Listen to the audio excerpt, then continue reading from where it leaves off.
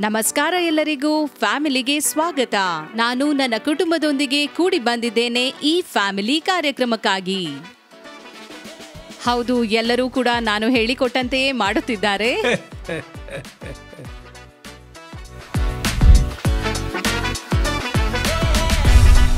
ಹೌದು, ನಾವು ಇಂದು ಕುಟುಂಬವಾಗಿ ಮಾತನಾಡಲಿದ್ದೇವೆ. ನಿಮ್ಮ ಕುಟುಂಬದೊಂದಿಗೆ ನಾವು ಕುಟುಂಬವಾಗಿ ಹಾದು ಹೋಗುವ ಅನೇಕ ವಿಷಯಗಳ ಬಗ್ಗೆ, ನಾವು ಎದುರಿಸುವ ಎಲ್ಲ ಸವಾಲುಗಳು, ಒಟ್ಟಾಗಿ ಅದನ್ನು ಎದುರಿಸುವುದು ಹೇಗೆ ಎಂದು ಇದೇ ಈ ಕಾರ್ಯಕ್ರಮದ ಅಂದವಾಗಿದೆ. ಕಳೆದ 2 ತಿಂಗಳಿಂದ ಇದರ ಬಗ್ಗೆ ಮಾತನಾಡುತ್ತಲಿದ್ದೇವೆ. ತಿಂಗಳಿಗೆ 1 ಸಂಚಿಕೆಯನ್ನು ಯೂಟ್ಯೂಬ್ ಚಾನೆಲ್ ಮೂಲಕ ನೀವು ವೀಕ್ಷಿಸುತ್ತಿದ್ದೀರಿ. ನಿಮ್ಮ ಕಾಮೆಂಟ್ಸ್ಗಳನ್ನು, ಸಾಕ್ಷಿಗಳನ್ನು ನೋಡಿ ನಾವು ಸಂತೋಷಿಸಿದ್ದೇವೆ. ನಮ್ಮ ಮಾತುಗಳು ನಿಮ್ಮ ಜೀವಿತಕ್ಕೆ ಧೈರ್ಯವನ್ನು ತುಂಬಿದ್ದಕ್ಕಾಗಿ, ನಾವು ಕೊಟ್ಟಂತಹ ಸಲಹೆಗಳ ಮೂಲಕ ನಿಮ್ಮ ಜೀವಿತವು ಮತ್ತು ನಿಮ್ಮ ಕುಟುಂಬ ಜೀವಿತವು ಆಶೀರ್ವದಿಸಲ್ಪಟ್ಟದಕ್ಕಾಗಿ ಇಂಥ ನಿಮ್ಮ ಸಾಕ್ಷಿಗಳನ್ನು ಕೇಳಿ ಸಂತೋಷವಾಯಿತು. ಹೀಗೆ ನಿಮ್ಮ ಸಾಕ್ಷಿಯನ್ನು ನಮ್ಮೊಂದಿಗೆ ಹಂಚಿಕೊಳ್ಳಿ. ಇಂದು ನಿಮ್ಮ ಮುಂದೆ ಒಂದು ಹೊಸ ವಿಷಯವನ್ನು ತರಲಿದ್ದೇನೆ. ಅದೇ, ಹೇ ಕೇಟಿ, ಎಲ್ಲರಿಗೂ ಒಂದು ದೊಡ್ಡ ಹೈಫೈ ಕೊಡು. That's great. ಇವತ್ತು ನಮಗೆ ಬಹಳ ಇಂಟ್ರೆಸ್ಟಿಂಗ್ ಆದ ಟಾಪಿಕ್ ಇದೆ, ಟ್ರೆಂಡಿಂಗ್ ಟಾಪಿಕ್ಕು. ಅದೇನೆಂದರೆ ವಿಮರ್ಶನೆ ಅಥವಾ ಕ್ರಿಟಿಸಿಸಮ್. ನಾನು ಆ ಪದವನ್ನು ಹೇಳಬೇಕಾದ್ರೆ ಗುಡುಗುಡಿಯುತ್ತಾ ಇದೆ. ವಿಮರ್ಶನೆ ಹಾಗೂ ಅದರ ಮೂಲಕ ಬರುವ ಡಿಸ್ಟ್ರಾಕ್ಷನ್ ನಾವು ನೋಡಿದರೆ, ವಿಮರ್ಶನೆ ಕೇಳುವಾಗ ನಾವು ಅದನ್ನು ತಪ್ಪಾದ ರೀತಿಯಲ್ಲಿ ತೆಗೆದುಕೊಂಡು ನಾವು ಎಲ್ಲಿಗೆ ಹೋಗಬೇಕಿತ್ತು ಆ ಗುರಿಯಿಂದ ತಪ್ಪಿ ಹೋಗ್ತೇವೆ, ನಾವು ಗಾಯಗೊಳ್ಳುತ್ತೇವೆ ಮತ್ತು ಜನಗಳು ಹೇಳಿಕೊಳ್ಳುವ ಇವುಗಳೆಲ್ಲವನ್ನು ಕೇಳಿ ನೊಂದುಕೊಳ್ಳುತ್ತೇವೆ. ಸೊ ಇವತ್ತು ವಿಮರ್ಶನೆ ಮುಖ್ಯವಾದ ಮೂಲವು ಸೋಷಿಯಲ್ ಮೀಡಿಯಾನೇ ಹೌದು. ಹಾಗೂ ಅಲ್ಲಿ ಒಳ್ಳೆಯ ಜನರು ತಮ್ಮ ಟ್ಯಾಲೆಂಟ್ಸನ್ನು ಪ್ರದರ್ಶನ ಮಾಡುತ್ತಾರೆ. ಮಕ್ಕಳು ಕೂಡ ತಮ್ಮ ಹೃದಯಗಳನ್ನು ಬಿಚ್ಚುತ್ತಾರೆ, ಅನೇಕ ಕಾರ್ಯಗಳನ್ನ ಹೇಳ್ತಾರೆ. ವಿಡಿಯೋಗಳಿಂದ ನಾವು ಅನೇಕ ಕಾರ್ಯಗಳನ್ನು ಕಲಿಯುತ್ತೇವೆ, ಅವೆಲ್ಲ ಒಳ್ಳೆಯದೇ. ಆದರೆ ನಾವು ಸ್ಕ್ರಾಲ್ ಮಾಡಿ ಕಮೆಂಟ್ ಸೆಕ್ಷನ್ಗೆ ಬರುವಾಗ ಅಲ್ಲಿ ವಿಡಿಯೋಗಳನ್ನು ಅಪ್ಲೋಡ್ ಮಾಡಿರುವವರ ಮೇಲೆ ಗುಂಡು ಹಾಕಿ ಪಟಾಕಿಗಳನ್ನು ಎಸೆಯುತ್ತಾರೆ. ಆ ಥರ ಒಂದು ಗುಂಪೇ ಇದ್ದಾರೆ. ಸೊ ನಾವು ಇಲ್ಲಿ ಚರ್ಚಿಸುವುದೇನೆಂದರೆ, ವಿಮರ್ಶನೆ ಮಾಡುವ ಇವರುಗಳು ಯಾರು, ಯಾವ ಥರ ಜನರು ವಿಮರ್ಶನೆ ಮಾಡುತ್ತಾರೆ, ಯಾಕೆ ಇವರು ನನ್ನನ್ನು ವಿಮರ್ಶಿಸಬೇಕು, ನಾನೇನು ತಪ್ಪು ಮಾಡಿದ್ದೆ, ನಾವು ಹೇಗೆ ವಿಮರ್ಶೆಯನ್ನು ಎದುರಿಸಬೇಕು, ಹೇಗೆ ಅದನ್ನು ಮೇಲ್ಕೊಳ್ಳಬೇಕು ಎನ್ನುವುದನ್ನು ನೋಡೋಣ. ಈ ವಿಮರ್ಶನೆಗಳು ನಮ್ಮನ್ನು ಗಾಯಗೊಳಿಸುತ್ತದೆ, ಕೇಡು ಮಾಡುತ್ತದೆ, ಡಿಸ್ಟ್ರಾಕ್ಟ್ ಮಾಡ್ತದೆ. ಸೊ ನಾವು ಹೇಗೆ ವಿಮರ್ಶನೆಗಳನ್ನು ತಳ್ಳಿಬಿಟ್ಟು ನಾವು ಬಾಳಬೇಕೆಂದು ಕ್ರಿಸ್ತನು ಆಸೆ ಪಡುವ ಜಯಕರವಾದ ಜೀವನ ನಡೆಸುವುದು ಹೇಗೆ ಎಂದು ಚಿಂತೆ ಮಾಡೋಣ. ಈ ಪ್ರೋಗ್ರಾಮ್ನಲ್ಲಿ ಅದೇ ನಮ್ಮ ಗುರಿ ಆಗಿದೆ.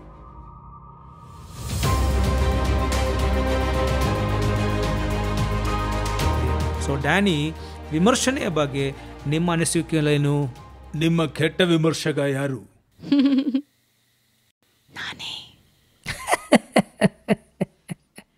ಎಡಗಡೆಗೂ ಬಲಗಡೆಗೂ ನೋಡ್ಲಿಲ್ಲ. ನಿಮ್ಮನ್ನು ನೀವೇ ನೋಡಿಕೊಳ್ಳಿ.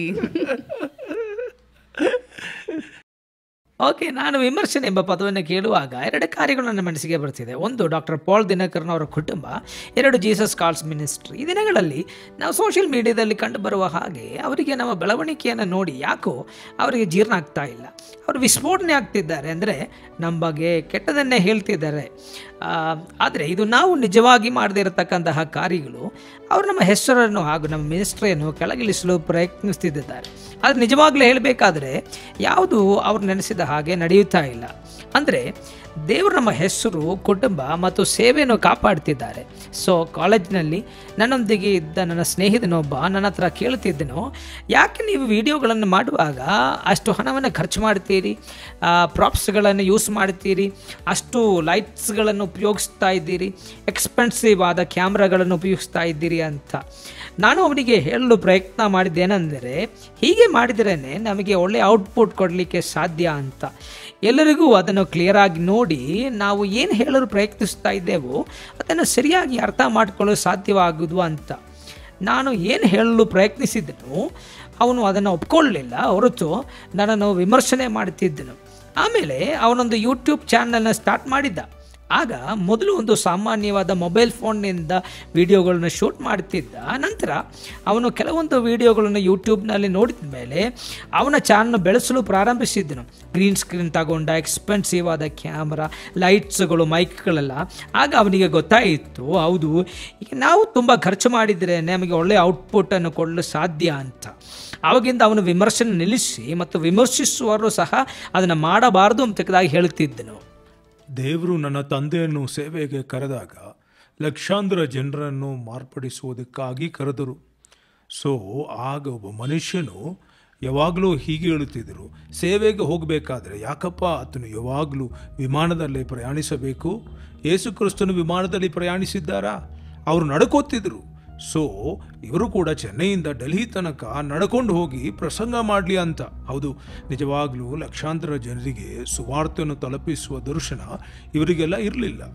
ಇವರಿಗೆ ದರ್ಶನ ಇಲ್ಲ. ಎಲ್ಲಿ ದರ್ಶನವಿಲ್ಲವೋ ಅಲ್ಲಿ ಜನಗಳು ಹಾಳಾಗ್ತಾರೆ. ವಿಮರ್ಶನದಲ್ಲಿ ಜನಗಳು ಹಾಳಾಗ್ತಾರೆ ಹಾಗೂ ಇತರರನ್ನು ಸಹ ಹಾಳು ಮಾಡ್ತಾರೆ. ಆದರೆ ದೇವರ ಕೃಪೆಯಿಂದ ನನ್ನ ತಂದೆಯು ಅವುಗಳನ್ನು ಗಮನಿಸಲೇ ಇಲ್ಲ. ವಿಮಾನವು ಒಂದು ಅನುಕೂಲವಷ್ಟೇ. ಆದರೆ ನಿಮ್ಮ ಜೀವನ, ಸಮಯ, ನಿಮ್ಮ ಕುಟುಂಬದೊಂದಿಗೆ ಕಳೆಯಬೇಕಾದ ಸಮಯವನ್ನು ಜನಗಳಿಗೆ ಹಂಚುತ್ತೀರಾ. ನೀವು ಜನರನ್ನು ಮಾರ್ಪಡಿಸುವುದಕ್ಕೋಸ್ಕರ ನಿಮ್ಮನ್ನೇ ಅವರಿಗೆಂದು ಅರ್ಪಿಸುತ್ತೀರಾ. ಆದರೆ ಇವತ್ತು ಪ್ರತಿಯೊಂದು ಪ್ರಸಂಗಿಯು ವಿಮಾನದಲ್ಲಿ ಹೋಗ್ತಾರೆ, ವಿದೇಶಗಳಲ್ಲಿ ಸಂಚರಿಸುತ್ತಾರೆ, ಹಾಗೆ ಇವರು ವಿಮಾನದಲ್ಲಿ ಹೋಗ್ತಾರೆ ಎನ್ನುವ ವಿಮರ್ಶನವನ್ನು ನಿಲ್ಲಿಸಿದ್ದಾರೆ. ಸೊ ನೀವು ಹೇಳಿದ್ದು ಒಳ್ಳೆಯದಾಯಿತು. ನಾವು ಬೈಬಲನ್ನು ಓದುವಾಗ ಪ್ರಾರಂಭ ದಿನಗಳಲ್ಲಿ ಯೇಸುವನ್ನು ಕೂಡ ಜನರು ವಿಮರ್ಶನೆ ಮಾಡಿದರು. ನೋಡ್ರಿ, ಮಾರ್ಕನು 2:15 ನಾವು ಹೀಗೆ ಓದುತ್ತೇವೆ, ಯೇಸು ಪಾಪಿಗಳ ಜೊತೆಗೆ ಊಟಕ್ಕೆ ಕೂತ್ಕೊಂಡಿರೋದನ್ನು ನೋಡಿ ಅವರು ಆತನನ್ನು ವಿಮರ್ಶಿಸಿದರು ಅಂತ. ಫರಿಸಾಯರು ಸಹ ಯೇಸು ಸಬ್ಬತ್ ದಿನದಲ್ಲಿ ರೋಗಿಗಳನ್ನು ವಾಸಿ ಮಾಡಿದ್ದನ್ನು ನೋಡಿ ಆತನ್ನು ವಿಮರ್ಶಿಸಿದರು. ಸೊ ಒಳ್ಳೆಯದನ್ನು ಮಾಡಿದಕ್ಕಲ್ವಾ.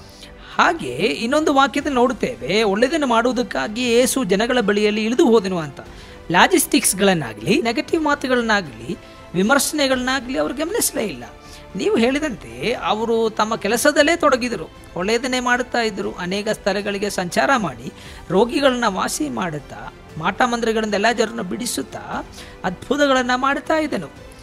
ನಾವು ಸಹ ಯೇಸುವನ್ನೇ ಹಿಂಬಾಲಿಸುತ್ತಾ ನಮ್ಮ ಮನಸ್ಸನ್ನು ಆತನ ಮೇಲೆ ಇಟ್ಟುಕೊಂಡು ಆತನಿಗೆ ನಾವು ಸೇವೆಯನ್ನು ಸಲ್ಲಿಸುತ್ತಾ ನಾವು ಮುಂದಕ್ಕೆ ಹೋಗ್ತಾನೆ ಇರಬೇಕು. ದೆವ್ವ ಹಿಡಿದವರನ್ನು ಬಿಡಿಸಿದ್ದಾಗ ಅವರು ಆತನ ಸೈತಾನನು ಎಂದು ಕರೆದರು. ಅದು ಯೇಸುವಿಗೆ ಎಷ್ಟು ಎದೆನೋವನ್ನು ಕೊಟ್ಟಿರಬೇಕು. ದೇವರೇ ಮನುಷ್ಯ ಅವತಾರವನ್ನು ತಾಳಿದವನನ್ನು ಸೈತಾನ್ನೇ ಅಂತಿದ್ದಾರೆ ಅವರು. ಅದು ಸಹ 1% ಜನರಷ್ಟೇ.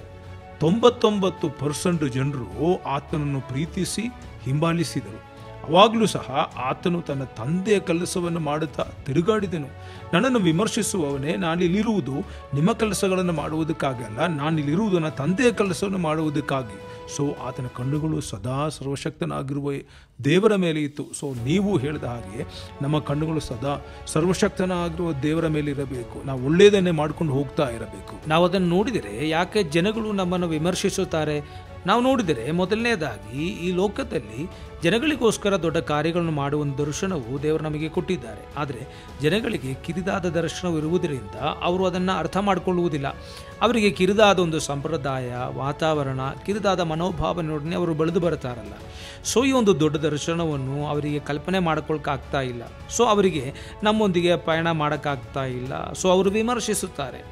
ಅವರು ನಮ್ಮನ್ನು ಸುತ್ತಿ ಬರ್ತಾರೆ. ನೀವು ಹೇಳಿದ ಹಾಗೆ ಆ ಹುಡುಗ ಹೇಗೆ ಸುತ್ತಿ ಬಂದನೋ ಹಾಗೆಯೇ. ಎರಡನೇದಾಗಿ ನಾವು ಸೆಲೆಬ್ರಿಟಿಗಳ ಲೈಫನ್ನು ನೋಡುತ್ತೇವೆ. ಅವರ ಜೀವನ ಎಷ್ಟು ಹಾಯಾಗಿದೆ ಎಂದು ನೋಡಿ ನಾವು ಅವರು ಕೂಡ ಸಂತೋಷ ಪಡುತ್ತೇವೆ. ಹಾಗೆ ಕೆಲವರು ಇತರರನ್ನು ವಿಮರ್ಶಿಸುವುದೇ ಅವರನ್ನು ಕೆಳಗೆ ಇಳಿಸುತ್ತಾರೆ. ಯಾಕೆಂದರೆ ಹೀಗೆ ಮಾಡುವುದರ ಮೂಲಕವಾಗಿ ಅವರಿಗೆ ಒಂದು ಥರ ಖುಷಿ ಆಗ್ತದೆ.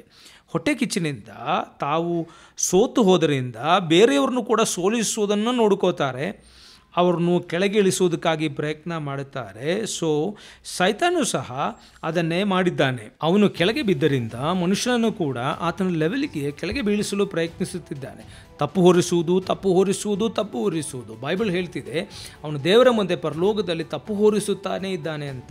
ಇದನ್ನೇ ಯೋಬನ ವಿಷಯವಾಗಿ ಆತನು ಹೇಳಿದನು, ನೀನು ನಿನ್ನ ಆಶೀರ್ವಾದ ಹಸ್ತವನ್ನು ಆತನ ಮೇಲಿಂದ ತೆಗೆದುಹಾಕು, ಆಮೇಲೆ ನೋಡು ಯೋಬನನ್ನು ತಿರಸ್ಕರಿಸುತ್ತಾನೆ, ದೂಷಣೆ ಮಾಡುತ್ತಾನೆ, ಬಿಟ್ಟು ಹೋಗ್ತಾನೆ, ತನ್ನ ವಿಶ್ವಾಸ ಕಳ್ಕೊತಾನೆ ಅಂತ. ಸೊ ನಾವು ಈ ವಿಮರ್ಶನೆ ಆತ್ಮವನ್ನು ತೆಗೆದುಕೊಳ್ಳುವಾಗ ನೆಗೆಟಿವ್ ಆಗಿ ನಮ್ಮ ಮೇಲೆ ತಪ್ಪು ಹೊರಿಸುವ, ನಮ್ಮನ್ನು ಗಾಯಗೊಳಿಸುವ ಜನರ ಮಾತುಗಳನ್ನು ಒಳಗೆ ತೆಗೆದುಕೊಳ್ಳುವಾಗ ನಾವು ನಿಜವಾಗಿ ಸೈತಾನ ಆತ್ಮವನ್ನು ತೆಗೆದುಕೊಳ್ಳುತ್ತಾ ಇದ್ದೇವೆ. ಅಂದರೆ ಕೊಲ್ಲುವ, ನಾಶ ಮಾಡುವ ಸೈತಾನ ಆತ್ಮವನ್ನು, ತಪ್ಪು ಹೊರಿಸುವ ಸುಳ್ಳು ಮಾತುಗಳನ್ನು ಹೇಳುವ ಮೂಲಕವಾಗಿ ನಾವು ಆ ಆತ್ಮವನ್ನು ತೆಗೆದುಕೊಳ್ಳುತ್ತಾ ಇದ್ದೇವೆ. ಸೊ ನಾವು ಬಹಳ ಕೇರ್ಫುಲ್ ಆಗಿರಬೇಕು. ಸೈತಾನ ಆತ್ಮವನ್ನು ನಾವು ಒಳಗೆ ಸೇರಿಸಬಾರದು.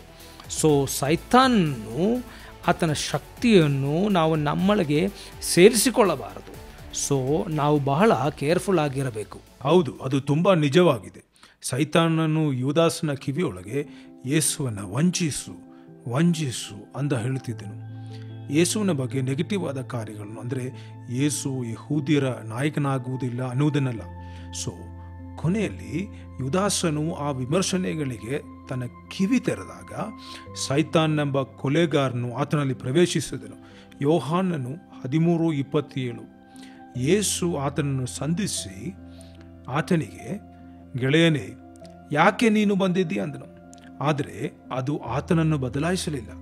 ಕೊನೆಯಲ್ಲಿ ಅವನೊಳಗೆ ಬಂದ ಸೈತಾನನು ಯೇಸುವನ್ನು ವಿಮರ್ಶಿಸುವಂತೆಯೂ ತೋರಿಸಿಕೊಡುವಂತೆಯೂ ಮಾಡಿ ಕೊನೆಗೆ ಆತ್ಮಹತ್ಯೆಗೆ ನಡೆಸಿದನು. ಯೆಶಾಯನು 28:22 ಹೀಗೆ ಹೇಳುತ್ತದೆ, ನೀವು ವಿಮರ್ಶಿಸುವಾಗ, ನೀವು ಜನಗಳ ಬಗ್ಗೆ ದೂರು ಹೇಳುವಾಗ ನಿಮ್ಮ ಬಂಧನಗಳು ಇನ್ನೂ ಬಿಗಿಯಾಗಿರುತ್ತದೆ ಅಂತ. ಆದ ಕಾರಣ ನೀವು ಬಹಳ ಎಚ್ಚರಿಕೆಯಿಂದಿರಬೇಕು. ಅದರ ಮರುಭಾಗದಲ್ಲಿ ವಿಮರ್ಶನೆಗಳನ್ನ ಕೇಳಿ ಯಾಕೆ ನಾವು ಬಹಳವಾಗಿ ಗಾಯಗೊಳ್ಳುತ್ತೇವೆ? ಅದರ ಕಾರಣ ನಾವೆಲ್ಲರೂ ಲಘುವಾಗಿರಬೇಕೆಂತಲೂ ಜನರ ಪ್ರೀತಿಯನ್ನು ಹೊಂದಿಕೊಳ್ಳಬೇಕೆಂತಲೂ ಆಸೆ ಪಡುತ್ತೇವೆ. ಸೊ ಯಾರೋ ಒಬ್ಬರು ನಮ್ಮ ಬಗ್ಗೆ ಕೆಟ್ಟದನ್ನು ಹೇಳಿಕೊಳ್ಳುವಾಗ ಆ ವ್ಯಕ್ತಿ ನಮಗೆ ವೈರಿಯಾಗಿದ್ದಾರೆ, ನಮ್ಮ ಮೇಲೆ ಅವರಿಗೆ ಇಷ್ಟ ಇಲ್ಲ, ನಾನು ಹಾಗೆ ಮಾಡುತ್ತಾರೆ ಅಂತ ಚಿಂತಿಸುತ್ತೇವೆ. ಯಾರೋ ನಮಗೆ ಎದುರಾಗಿದ್ದಾರೆ ಎನ್ನುವ ಚಿಂತೆಯನ್ನು ನಮಗೆ ಹೊರಗೆ ಬಿಡೋಕ್ಕೆ ಆಗ್ತಾ ಇಲ್ಲ. ಸೊ ಅವರ ವಿಮರ್ಶನೆಯನ್ನು ನಾವು ಕೇಳುವಾಗ ನಮ್ಮ ಹೃದಯವು ಗಾಯಗೊಳ್ಳುತ್ತದೆ. ಜನರು ನಮ್ಮನ್ನು ಇಷ್ಟಪಡುತ್ತಾರೆ ಎನ್ನುವ ಫೀಲಿಂಗೇ ನಮಗೆ ಬೇಕಾಗಿರುವುದು. ಆದರೆ ಇವತ್ತು ಯೇಸು ಒಬ್ಬನೇ ನನ್ನನ್ನು ಪ್ರೀತಿಸಿದರೆ ಸಾಕು ಎನ್ನುವ ಫೀಲಿಂಗ್ಗೆ ನಾವೆಲ್ಲರೂ ಬರಬೇಕು. ಯೋಬನು ಅದನ್ನೇ ಹೇಳಿದ್ದಾನೆ, ಕೊನೆಯಲ್ಲಿ ಇನ್ನು ಏನೇ ನಡೆದರೂ ನಾನು ಚಿಂತೆ ಮಾಡುವುದಿಲ್ಲ. ಸೈತಾನ್ ನನ್ನ ಜೀವನದಲ್ಲಿ ಏನೇ ತಂದರೂ ಸರಿ, ಅಥವಾ ದೇವರು ನನ್ನನ್ನು ಇದರೊಳಗೆ ನಡೆಸಿದ್ದಾನೋ, ನನ್ನ ಕಣ್ಣುಗಳು ದೇವರ ಮೇಲೆ ಇಡುತ್ತೇನೆ. ಆತನು ಕೊಟ್ಟನು, ಆತನೇ ತೆಗೆದುಕೊಂಡನು, ನನ್ನ ಕಣ್ಣುಗಳು ಆತನ ಮೇಲೆ ಇಟ್ಟುಕೊಳ್ಳುವನು ಅಂದನು. ಆತನೇ ನನ್ನ ದೇವರು ಅಂತ. ದಾವೀದನು ಸಹ ಶಿಮೈ ಆತನನ್ನು ಶಪಿಸಿದಾಗ ಹೇಳಿದನು, ದೇವರು ನನ್ನನ್ನು ನಡೆಸುತ್ತಾನೆ, ನನಗೆ ಒಳ್ಳೆಯದೇನು ಅಂತ ಆತನಿಗೆ ಗೊತ್ತಿದೆ. ಆತನು ಇದನ್ನು ಅನುಮನಿಸಿದ್ದಾನೆ, ನಾನು ಆತನನ್ನೇ ಹಿಂಬಾಲಿಸುವೆನು ಅಂತ. ಇದು ಒಂದು ದೊಡ್ಡ ವಿಷಯ. ಸೊ ನಾವು ನಮ್ಮ ಕಣ್ಣುಗಳನ್ನು ಯೇಸುವಿನ ಮೇಲೆ ಇಡೋಣ. ವಿಮರ್ಶನೆಯ ಸಮಯದಲ್ಲಿ ಇದೇ ಮುಂದೆ ಹೋಗಲು ಇರುವ ದಾರಿ. ಹೌದು, ಈ ಅಂಶ ಬಹಳ ಸತ್ಯವಾದದು. ಟೀಕೆಗಳಿಂದ ವಿಚಲಿತರಾಗುತ್ತೇವೆ. ಕೂಡಲೇ ನಾವು ಯೋಚಿಸಲು ಪ್ರಾರಂಭಿಸುತ್ತೇವೆ, ಅವರು ಯಾಕೆ ಹೀಗೆ ಹೇಳುತ್ತಿದ್ದಾರೆ, ಇದರ ಅರ್ಥವೇನು, ನಾನು ಹಾಗೆ ಇದ್ದೇನೋ ಎಂಬುದಾಗಿ. ಆದರೆ ಇದರಲ್ಲಿ ನಾವು ನೆನಪಿಡಬೇಕಾದ ಅಂಶ ಒಂದೇ, ನಾವು ಪರಲೋಕಕ್ಕೆ ಹೋದಾಗ ಯೇಸು ನಮ್ಮನ್ನು ಅಪ್ಪಿಕೊಂಡು ಹೇಳಬೇಕು, ಬಲೆ ನಂಬಿಗಸ್ತನಾದ ಆಳು ನೀನು. ನಾವು ಇದನ್ನೇ ಮಾಡಬೇಕು ಅಷ್ಟೇ. ಟೀಕಿಸುವವರು ಅಥವಾ ನೀವು ಟೀಕೆಗಳನ್ನು ಎದುರಿಸುತ್ತಿದ್ದರೆ ಒಂದು ವಿಷಯ ನೆನಪಿನಲ್ಲಿಡಿ, ದೇವರು ನಮ್ಮಲ್ಲಿ ಕೇಳಲಿದ್ದಾನೆ. ನಾವು ಈ ಭೂಮಿಯಲ್ಲಿದ್ದಾಗ ನುಡಿದ ಮಾತುಗಳನ್ನು, ಮಾಡಿದ ಎಲ್ಲವನ್ನು ಖಂಡಿತವಾಗಿ ಆತ ಕೇಳುವನು. ಇವರ ಬಗ್ಗೆ ಯಾಕೆ ಮಾತನಾಡಿದೆ, ನನ್ನ ಮಗುವಿನ ಬಗ್ಗೆ ಯಾಕೆ ಮಾತಾಡಿದೆ? ಆಗ ನಾವು ಉತ್ತರಿಸಲು ತಯಾರಿರಬೇಕಾಗುತ್ತದೆ. ಆಗ ನಾವು ಕಾರಣ ಕೊಡುತ್ತಾ ಕುಳಿತುಕೊಳ್ಳಲಿಕ್ಕಾಗುವುದಿಲ್ಲ. ನಮಗೆ ಬೇಕಾದದ್ದು ಒಂದೇ, ಆತನು ನಮ್ಮಲ್ಲಿ ಹೆಮ್ಮೆ ಪಡಬೇಕು. ನಾವು ಪರಲೋಕಕ್ಕೆ ಹೋದಾಗ ಇದರ ಕಡೆಗೆ ಕಾರ್ಯ ಮಾಡಬೇಕು, ಬೇರೆ ಯಾವುದರ ಬಗ್ಗೆಯೂ ಚಿಂತಿಸಬಾರದು. ಸ್ವಲ್ಪ ದಿನಗಳ ಹಿಂದೆ ನಾನು ಒಂದು ಸಂಸ್ಥೆಯ ಮುಖ್ಯಸ್ಥರನ್ನು ಭೇಟಿಯಾದೆ. ಅವರ ಕೆಳಗೆ ಅನೇಕರು ಕೆಲಸ ಮಾಡುತ್ತಾರೆ. ನಾನು ಕೂಡ ಅವರ ಕೆಳಗೆಯೇ ಕೆಲಸ ಮಾಡುತ್ತೇನೆ. ಅವರ ಬಗ್ಗೆ ಅನೇಕರು ಟೀಕಿಸುವುದನ್ನು ನಾನು ಕೇಳಿದ್ದೇನೆ. ನಾನು ಆಕೆಯನ್ನು ಭೇಟಿಯಾಗಿ ಕೇಳಿದಾಗ, ಇದನ್ನೆಲ್ಲ ಹೇಗೆ ಹಾದು ಹೋಗುತ್ತೀರಿ? ಇಲ್ಲಿ ಅನೇಕ ಜನರು ಇದ್ದಾರೆ, ಅವರು ನಿಮ್ಮನ್ನು ಟೀಕಿಸುತ್ತಾರೆ, ನಿಮ್ಮ ವಿರೋಧವಾಗಿ ಮಾತನಾಡುತ್ತಾರೆ. ನಿಮ್ಮನ್ನು ಬೆಂಬಲಿಸಲು ಯಾರಾದರೂ ಇದ್ದಾರಾ? ಶಿಲ್ಪ, ನಾನು ಚಿಂತಿಸುವುದು ಒಂದೇ ವಿಚಾರದಲ್ಲಿ. ಒಂದು ದಿನ ದೇವರು ನನ್ನಲ್ಲಿ ಕೇಳಲಿದ್ದಾನೆ, ನೀನು ಈ ಜೀವಿತದಲ್ಲಿ ಏನು ಮಾಡಿದೆ? ನಾನು ಏನೇ ಮಾತನಾಡಿದರೂ, ನಾನು ಏನೇ ಮಾಡಿದರೂ ದೇವರು ನನ್ನಲ್ಲಿ ಕೇಳಲಿದ್ದಾನೆ. ಆದ್ದರಿಂದ ನಂಬಿಕಸ್ಥಳಾಗಿ ಜೀವಿಸಲು ಬಯಸುತ್ತೇನೆ. ನನಗೆ ವಿರೋಧವಾಗಿ ಮಾತನಾಡುವವರನ್ನು, ಟೀಕಿಸುವವರನ್ನು ನಾನು ಲಕ್ಷಿಸುವುದಿಲ್ಲ. ನನಗನ್ನಿಸುತ್ತದೆ, ಇಂಥ ಮನಸ್ಥಿತಿಯಿಂದ ಮತ್ತು ಬಲದಿಂದಲೇ ಆಕೆಯು ಅಂಥ ಉನ್ನತ ಸ್ಥಾನದಲ್ಲಿ ಇದ್ದಾಳೆ. ಇದರಿಂದಲೇ ಆಕೆಗೆ ಅನೇಕ ಸಾಧನೆಗಳನ್ನು ಮಾಡಲು ಸಾಧ್ಯವಾಗಿದೆ. ಹೌದು, ಅದನ್ನೇ ಯೇಸು ಮಾಡಿದ್ದಾರೆ. ಅವರು ತಮ್ಮ ಹೊಟ್ಟೆ ಕಿಚ್ಚಿನ ನಿಮಿತ್ತ ಆತನನ್ನು ಶಿಲುಬೆಗೇರಿಸಿದರು. ಆದರೂ ಯೇಸು ಹೇಳಿದರು, ತಂದೆಯೇ, ಇವರನ್ನು ಕ್ಷಮಿಸು, ಇವರು ಏನು ಮಾಡುತ್ತಿದ್ದಾರೆಂದು ತಿಳಿಯದು ಎಂಬುದಾಗಿ. ಅದನ್ನು ಹೇಳುತ್ತಾನೇ ಇದ್ರು. ಸ್ನೇಹಿತನೇ, ಏನಕ್ಕೋಸ್ಕರ ನೀನು ಬಂದಿ ಅಂತ ಅವರು ಕ್ಷಮಿಸುತ್ತಾನೇ ಇದ್ದರು. ಅವರು ಮರಣವನ್ನು ಹಾದು ಹೋದ ನಂತರ ಮರಣದಿಂದ ಎದ್ದು ಬಂದರು. ಹೌದು, ವಿಮರ್ಶನೆ ಕೊಲ್ಲುತ್ತದೆ, ನಮ್ಮ ಹೃದಯಗಳನ್ನು ಗಾಯಗೊಳಿಸುತ್ತದೆ. ಆದರೆ ನಾವು ಕ್ಷಮಿಸುತ್ತಾನೇ ಇದ್ದರೆ, ತಂದೆ ಇವರನ್ನು ಕ್ಷಮಿಸು, ಇವರು ಏನು ಮಾಡುತ್ತಿದ್ದಾರೆಂದು ತಿಳಿಯುವುದು. ಅವರು ಸೈತಾನಿಂದ ನಡೆಸಲ್ಪಡುತ್ತಾರೆ. ಅವರನ್ನು ಕರುಣಿಸುವಂತಾಗ ದೇವರು ನಮ್ಮನ್ನು ಮೇಲೆತ್ತುತ್ತಾನೆ. ದೇವರು ಯೇಸುವಿಗೆ ಪುನರುತ್ಥಾನವನ್ನು ಕೊಟ್ಟು ಇವತ್ತು ಆತನು ರಾಜಾದಿರಾಜನು ಕರ್ತಾದಿಕರ್ತನೂ ಆಗಿದ್ದಾನೆ. ನಾವು ವಿಮರ್ಶನೆಯೊಳಗೆ ಹಾದು ಹೋಗುವಾಗಲೇ ದೇವರು ನಮ್ಮನ್ನು ಸಹ ಉನ್ನತಕ್ಕೆ ಎತ್ತುವರು. ಅವಾಗಲೂ ಸಹ ನಾವು ಕರ್ತನೆ, ನಾನು ಅವರನ್ನು ಆಶೀರ್ವದಿಸುತ್ತೇನೆಂದು ಹೇಳಬೇಕು. ಯೇಸು ಹೇಳಿದರು, ನನ್ನ ನಿಮಿತ್ತವಾಗಿ ನಿಮ್ಮನ್ನು ಶಪಿಸುವವರನ್ನು ಆಶೀರ್ವದಿಸು, ನಿಮ್ಮನ್ನು ವಿಮರ್ಶಿಸುವವರನ್ನು ಹಾಗೂ ನಿಮ್ಮ ಬಗ್ಗೆ ಹೀನವಾಗಿ ಮಾತನಾಡುವವರಿಗಾಗಿ ಪ್ರಾರ್ಥಿಸು ಅಂತ. ಹೊಟ್ಟೆ ಕಿಚ್ಚನ ನಿಮಿತ್ತ ತಪ್ಪಾದ ಹೀನವಾದ ಕಾರ್ಯಗಳನ್ನು ಹೇಳ್ತಾರೆ. ಆದ್ದರಿಂದ ಅದು ಹೃದಯಗಳನ್ನು ಗಾಯಗೊಳಿಸುತ್ತದೆ. ಆದರೆ ಅದು ರಚನಾತ್ಮಕವಾದ ವಿಮರ್ಶನೆಯಾಗಿದ್ದರೆ ಯಾರ ಹೃದಯಗಳನ್ನು ಗಾಯಗೊಳಿಸುವುದಿಲ್ಲ. ಆದರೆ ಅವು ಸೈತಾನನು ಜನರ ಮೂಲಕ ತರುವ ಸುಳ್ಳುಗಳಾದರೆ ಅವು ಒಬ್ಬನ ಹೃದಯವನ್ನು ಮುರಿದು ಹಾಕ್ತದೆ. ಆದರೆ ಯೇಸು ಹೇಳ್ತಾರೆ, ಅಂಥವರಿಗಾಗಿ ಪ್ರಾರ್ಥಿಸು ಅಂತ. ಸುಮಾರು ಬಾರಿ ನಾವು ಅದನ್ನು ನೋಡಿದ್ದೇವೆ. ನನ್ನ ತಂದೆಗೆ ಕಿಡ್ನಿ ಸಮಸ್ಯೆ ಬಂದಾಗ ಕರ್ತನು ಅವರೊಂದಿಗೆ ಮಾತನಾಡಿದನು, ಮಗನೇ, ನೀನೊಂದು ಯೂನಿವರ್ಸಿಟಿಯನ್ನು ಸ್ಥಾಪಿಸು ಎಂದು ನಾನು ನಿನಗೆ ಹೇಳಿರುವುದರಿಂದ ಜನಗಳು ನಿನ್ನನ್ನು ಅನ್ಯಾಯವಾಗಿ ವಿಮರ್ಶಿಸುವುದನ್ನು ನಾನು ಕಂಡುಕೊಂಡಿದ್ದೇನೆ. ಇದು 1980ರಲ್ಲಿ ನಡೆದಿದ್ದು. ಯೂನಿವರ್ಸಿಟಿ ಆವಾಗ ಇರಲಿಲ್ಲ. ಅವರೆಲ್ಲರೂ ಹೇಳುತ್ತಿದ್ದರು, ಇದು ಬರೀ ಮನುಷ್ಯನ ಕನಸು ಅಂತ. ಇದು ನಿನ್ನ ಹೃದಯವನ್ನು ಗಾಯಗೊಳಿಸಿದೆ, ಏಕೆಂದರೆ ನೀನು ಸೈತಾನ ಮಾತುಗಳಿಗೆ ಜಾಗವನ್ನು ಕೊಟ್ಟಿದೆಯಾ. ಅದು ವಿಮರ್ಶನೆಯ ಮೂಲಕ, ಅಂದರೆ ಸೈತಾನನ ಮಾತುಗಳು ವಿಮರ್ಶನೆಯ ಮೂಲಕವಾಗಿ ಬಂದಿದೆ. ಇದರಿಂದ ನಿನ್ನ ಕಿಡ್ನಿಗಳು ಸಹ ಬಾಧಿಸಲ್ಪಟ್ಟಿದೆ. ಇವತ್ತಿನಿಂದ ನನ್ನ ಮುಖವನ್ನೇ ಎದುರಿಸು, ನಾನು ಮಾತನಾಡಿದ್ದೇನೆ, ನಾನೇ ನೆರವೇರಿಸುವನು ಅಂದನು. ದೇವರು ಹೇಳಿದರು, ನನ್ನನ್ನು ನಂಬು. ಈ ಸ್ವಲ್ಪ ಜನರ ಕೇಡಿನ ಮಾತುಗಳು ಯಾವುದು ಅಂದರೆ, ವಿಮರ್ಶಕರು 1% ಕಡಿಮೆ ಇದ್ದಾರೆ. 1% ಕೂಡ ಇರುವುದಿಲ್ಲ, 0.1% ಅಷ್ಟೇ. 99.9% ಜನಗಳು ನಿನ್ನನ್ನು ಇಷ್ಟಪಡುತ್ತಾರೆ. ಆದರೆ ನೀನು ಅವರನ್ನು ನೋಡುತ್ತಾ ಇಲ್ಲ. ಯೇಸುಸ್ವಾಮಿ ಹೇಳಿದರು, ನೀನು ಆ 99.9% ನಿನ್ನನ್ನು ಪ್ರೀತಿಸುವ ಲಕ್ಷಾಂತರ ಜನರು ನೋಡುತ್ತಾ ಇಲ್ಲ ದಿನಕರನ್, ಹೊರತು ನೀನು ಹೊಟ್ಟೆ ಕಿಚ್ಚಿನಿಂದ ಹೀನವಾದ ಮಾತುಗಳನ್ನ ಹೇಳುವ 0.1% ಜನರನ್ನು ನೋಡುತ್ತಾ ಇದೆಯಾ. ನಿನ್ನ ಕಣ್ಣುಗಳನ್ನು ನನ್ನ ಕಡೆಗೆ, ನಿನ್ನನ್ನು ಪ್ರೀತಿಸುವ ಲಕ್ಷಾಂತರ ಜನಗಳ ಕಡೆಗೆ, ನಿನ್ನೊಂದಿಗಿರುವ ಕುಟುಂಬಾಂಗಗಳ ಕಡೆಗೆ ತಿರುಗಿಸು, ಅದನ್ನು ಶ್ಲಾಘಿಸು, ನನಗೆ ಕೃತಜ್ಞತೆ ಹೇಳುವಂದರು. ಮಾತ್ರವಲ್ಲ, ಈ 0.1% ಜನರು ನಿನ್ನನ್ನು ಎಷ್ಟು ಅಧಿಕವಾಗಿ ವಿಮರ್ಶಿಸುತ್ತಾರೋ ಅಷ್ಟು ಅಧಿಕವಾಗಿ ನಾನು ನಿನ್ನನ್ನು ಆಶೀರ್ವದಿಸುವೆನು, ಅಧಿಕವಾಗಿ ಆಶೀರ್ವದಿಸುವೆನು. ಅದರಿಂದ ಸ್ವಾಮಿ ಹೇಳಿದರು, ಅವರು ನಿನ್ನನ್ನು ವಿಮರ್ಶಿಸುವಾಗ ನೀನು ಹರ್ಷಗೊಳ್ಳು, ದೂಷಣೆ ಮಾಡುವಾಗ ಹರ್ಷಗೊಳ್ಳು. ಎಷ್ಟು ಅಧಿಕವಾಗಿ ಅವರು ವಿಮರ್ಶಿಸುತ್ತಾರೋ, ದೂಷಣೆ ಮಾಡುತ್ತಾರೋ ಅಷ್ಟು ಅಧಿಕವಾಗಿ ನಾನು ನಿನ್ನನ್ನು ಆಶೀರ್ವದಿಸುವೆನು. ನಿನ್ನ ಕಣ್ಣುಗಳು ನನ್ನ ಮೇಲೆ ಇದ್ದರೆ, ನನ್ನ ಚಿತ್ತವನ್ನು ನೆರವೇರಿಸಿಕೊಂಡು ಹೋಗುವುದಾದರೆ. ಹೀಗೆ ನಮ್ಮ ಜೀವನವು ಬದಲಾವಣೆಯಾಗಿದೆ. 1985ರಲ್ಲಿ ಅದು ಬದಲಾವಣೆ ಹೊಂದಿದೆ. ನಾವು ವಿಮರ್ಶನೆಯೊಳಗೆ ಯಾವ ಬೆಲೆಯನ್ನು ಕೊಡುವುದಿಲ್ಲ. ಆದರೆ ಹೀನವಾದ ವಿಮರ್ಶನೆಗಳು ಹೆಚ್ಚಾಗುವಾಗ ಹರ್ಷಗೊಳ್ಳುತ್ತೇವೆ, ಏಕೆಂದರೆ ಆಗ ದೇವರು ನಮ್ಮನ್ನು ಆಶೀರ್ವದಿಸುತ್ತಾರೆ. ಜನಗಳ ಮೂಲಕವಾಗಿ ಸೈತಾನು ಎಷ್ಟು ಅಧಿಕವಾಗಿ ಮಾತನಾಡುತ್ತಾನೋ ಅಷ್ಟು ಅಧಿಕವಾಗಿ ಕರ್ತನು ನಮ್ಮನ್ನು ಆಶೀರ್ವದಿಸುತ್ತಾರೆ. ಹೀಗೆ ಕರ್ತನು ನಮ್ಮ ಮೇಲೆ ಕೆತ್ತಿದ್ದಾರೆ. ಇನ್ನೊಂದು ವಿಷಯ ಏನೆಂದರೆ, ನಮ್ಮ ಕೆಲವೊಮ್ಮೆ ಕುಟುಂಬಗಳಲ್ಲಿ ಗಂಡನು ಹೆಂಡತಿಯ ಮೇಲೆ ಹೊಟ್ಟೆ ಕಿಚ್ಚು ಮಾಡ್ಕೋತಾರೆ. ಹೆಂಡತಿಗೆ ಉನ್ನತವಾದ ಕೆಲಸವಿದ್ದರೆ ಎಲ್ಲರೂ ಅವಳನ್ನ ಸಲ್ಯೂಟ್ ಮಾಡಿದರೆ ಗಂಡನಿಗೆ ಆಗುವುದಿಲ್ಲ, ಅವಳ ಮೇಲೆ ಕೋಪಗೊಳ್ಳುತ್ತಾನೆ, ವಿಮರ್ಶಿಸುತ್ತಾರೆ. ಹೆಂಡತಿಯ ಕಡೆಯಿಂದಲೂ ಇವ ಆಗುತ್ತದೆ. ಒಬ್ಬ ಅರಸನ ಬಗ್ಗೆ ಕೇಳಿದ್ದೇನೆ. ಅವರ ಹೆಂಡತಿಯು ಬಹಳ ಅಂದವಾಗಿದ್ದಳು. ಫೋಟೋಗ್ರಾಫರ್ಗಳು ಅವಳ ಹಿಂದೆ ಹೋಗ್ತಾರೆ. ಅದು ಗಂಟನಲ್ಲಿ ಹೊಟ್ಟೆ ಕಿಚ್ಚು ತಂದಿತ್ತು. ಕೊನೆಯಲ್ಲಿ ಕುಟುಂಬ ಜೀವನವು ಒಡೆದು ಹೋಗಿ ಅವಳು ಕೊಲೆಯಾದಳು. ಆ ಕುಟುಂಬವು ಚೆದರಿ ಹೋಗಿದೆ. ಹೊಟ್ಟೆ ಕಿಚ್ಚಿನಿಂದ ಉಂಟಾಗುವ ವಿಮರ್ಶನೆ ಶಕ್ತಿಯು ಅಷ್ಟಿದೆ. ಕುಟುಂಬಗಳನ್ನು ನಾಶಗೊಳಿಸಲು ಶಕ್ತಿ ಇದೆ. ಸೈತಾನು ಇದನ್ನೇ ಕುಟುಂಬಗಳಲ್ಲಿ ಮಾಡುತ್ತಾನೆ. ನಾನು ಅನೇಕ ಸ್ತ್ರೀ ಜನರನ್ನು ನೋಡಿದ್ದೇನೆ, ಅನ್ಯಾಯವಾಗಿ ತಮ್ಮನ್ನು ವಿಮರ್ಶಿಸುವ, ತಮ್ಮ ಗಂಡಂದರಿಗೋಸ್ಕರ ಉಪವಾಸದಿಂದ ಪ್ರಾರ್ಥನೆ ಮಾಡುವ ಸಹೋದರಿಯರು. ದೇವರಲ್ಲಿ ಅವರು ಬಹಳ ಗೋಳಾಡುತ್ತಾರೆ. ಕೆಲವೊಮ್ಮೆ ಗಂಡಂದರು ದೊಡ್ಡ ಸಮಸ್ಯೆಗಳಿಗೆ ಬೀಳ್ತಾರೆ. ಅಂತಹ ಗಂಡಂತಿಯರು ಅನಾರೋಗ್ಯಗಳಿಗೆ ಬೀಳ್ತಾರೆ, ಪಾರ್ಲೈಸ್ ಆಗ್ತಾರೆ, ಕೆಲಸವನ್ನು ಕಳ್ಕೋತಾರೆ. ಆದರೆ ಅಂತಹ ಸಮಯಗಳಲ್ಲಿ ಅವರು ಮನ ತಿರುಗುತ್ತಾರೆ. ಗಂಡ ಹೆಂಡತಿ ಒಂದಾಗ್ತಾರೆ. ಗಂಡನ್ ಹೇಳ್ತಾರೆ, ನನ್ನ ಕಷ್ಟದ ಸಮಯದಲ್ಲಿ ನನ್ನ ಹೆಂಡತಿಯು ನನ್ನನ್ನು ಪ್ರೀತಿ ಮಾಡಿದ್ದಾಳೆ, ನಿನ್ನನ್ನು ವಿಮರ್ಶನೆ ಮಾಡಿದ್ದಕ್ಕೆ ನಾನು ಕ್ಷಮಿಸು. ಕ್ರಿಸ್ತನ ಮೂಲಕವಾಗಿ ಕ್ರಿಸ್ತನಲ್ಲಿ ಅವರೊಂದಾಗ್ತಾರೆ, ಕುಟುಂಬವು ಬಲ ಹೊಂದುತ್ತಾರೆ. ಮುಂದಕ್ಕೆ ಹೋಗಲು ಇದೇ ಒಳ್ಳೆಯ ಮಾರ್ಗವನ್ನು ನಾನು ನಂಬುತ್ತೇನೆ. ನಿಮ್ಮನ್ನು ಶಪಿಸೋರನ್ನ ಆಶೀರ್ವದಿಸು, ಅವರನ್ನು ಪ್ರೀತಿಸು. ಮುಂದೆ ಹೋಗಲಿದೆ ಉತ್ತಮವಾದ ದಾರಿ. ಟೀಕೆಗಳನ್ನು ಮನಸ್ಸಿಗೆ ತೆಗೆದುಕೊಂಡಾಗ ಅದು ನಮಗೆ ನೋವನ್ನು ಉಂಟು ಮಾಡುತ್ತದೆ. ಹೌದು, ಇದರಿಂದ ಅನೇಕರು ತಮ್ಮ ಕುಟುಂಬದಲ್ಲಿ ಸಂತೋಷವನ್ನೇ ಕಳೆದುಕೊಳ್ಳುತ್ತಾರೆ. ಜನರು ತಮ್ಮ ವ್ಯಾಪಾರ ಸ್ಥಳದಲ್ಲಿ ಅಥವಾ ಉದ್ಯೋಗ ನಡೆಸುವ ಸ್ಥಳದಲ್ಲಿ ಟೀಕಿಸುವವರನ್ನು ಎದುರಿಸಲಾಗದೆ ಅವರು ಕೆಲಸವನ್ನೇ ಬಿಟ್ಟು ಬಿಡುತ್ತಾರೆ. ನಾನು ಈ ವ್ಯವಹಾರವನ್ನೇ ಮುಕ್ತಾಯ ಮಾಡಿಬಿಡುವೆ, ಇದು ನನಗೆ ಬೇಡ. ಹೌದು, ಇದು ಕೊಲ್ಲುತ್ತದೆ, ನೋವಾಗುತ್ತದೆ.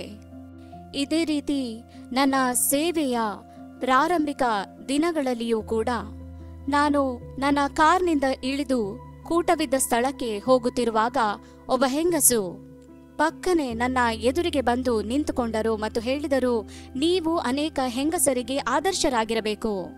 ಆಭರಣಗಳನ್ನು ಧರಿಸಬಾರದು, ಬಣ್ಣದ ಸೀರೆಯನ್ನು ಉಡಬಾರದು, ನೀವು ಬಿಳಿ ಸೀರೆಯನ್ನು ಮಾತ್ರ ಉಡಬೇಕು ಅಂದರು. ನನಗೆ ಇದನ್ನು ಕೇಳಿ ತುಂಬಾ ನೋವಾಯಿತು. ನಮ್ಮ ಮದುವೆ ಆದ ತಕ್ಷಣ ಅಲ್ವಾ? ಹೌದು. ನಿಮ್ಮ ಕುಟುಂಬದ ಸಹೋದರರಲ್ಲೊಬ್ಬರು ಅವರನ್ನು ಕೂಡಲೇ ನನ್ನ ಎದುರಿನಿಂದ ಕರೆದುಕೊಂಡು ಹೋದರು.